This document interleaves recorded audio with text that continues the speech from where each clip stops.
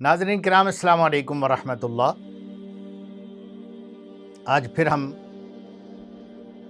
چمنستان نبوت سے کچھ پھول آپ کی خدمت میں پیش کرنا چاہتے ہیں، یعنی پھول احادیث رسول۔ آج کا ہمارا جو سبق ہے وہ صحیح مسلم کے اندر 70 نمبر حدیث ہے۔ سیدنا ابو ہریرہ رضی اللہ تعالی عنہ راوی ہے کہ رسول کائنات علیہ الصلوۃ والسلام نے ارشاد فرمایا، اتدرون ما الغیبہ، اے میرے مسلم اصحاب کیا تم جانتے ہو کہ غیبت کیا ہے؟ قالوا اللہ ورسولہ اعلم، صحابہ نے عرض کیا یا رسول اللہ ہمیں تو پتہ نہیں ہے، اللہ رسول بہتر جانتے ہیں۔ آپ نے فرمایا غیبت یہ ہے ذکرک اخاک، تو اپنے بھائی کا ذکر کرے بما یکرہ، یوں کہ وہ جس سٹائل انداز کو یا جس بات کو وہ ناپسند کرتا ہے۔ آپ جس انداز سے بات کر رہے ہیں تیرے بھائی کو پتہ چلے تو وہ ناگوار گزرے، اس پر ناگوار گزرے۔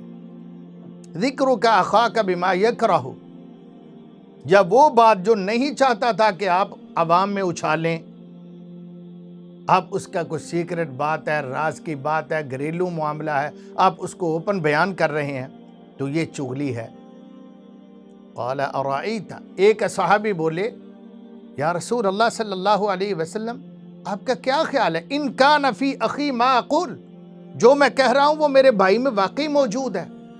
یعنی مثال کے طور پہ میں کہتا ہوں اس نے اس کی فلاں چیز چورائی اور اس نے واقعی چوری کی تھی، میرے بھائی کے اندر اگر وہ واقعتاً موجود ہو تو آپ علیہ الصلوۃ والسلام نے فرمایا بھلے ان کان فیہ ما تقول فقد اغتبتہ، اگر اس کے اندر وہ عیب موجود ہے واقعتاً تو یہی تو غیبت ہے۔ وَإِن لَمْ يَكُنْ فِيهِ فَقَدْ بَهَتَّهُ، اگر اس کے اندر وہ چیز موجود نہیں ہے تو وہ تو نے بہتان باندھا ہے، وہ اس سے بھی بڑا گناہ ہے کہ ایک عیب ہے نہیں اور تو اپنے بھائی کے اندر وہ بیان کر رہا ہے، اس نے کسی کا حق نہیں کھایا، تو کہتا چور ہے، تو یہ بہتان ہے۔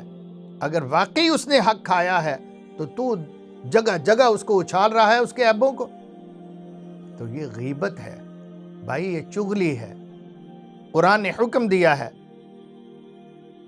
کہ لوگوں غیبت سے بچو، اجتنبوا من الظن ان بعض الظن اثم ولا تجسسوا، یہ ساری چیزیں حرام ہے، کوئی کسی کے ساتھ یوں نہ کرے۔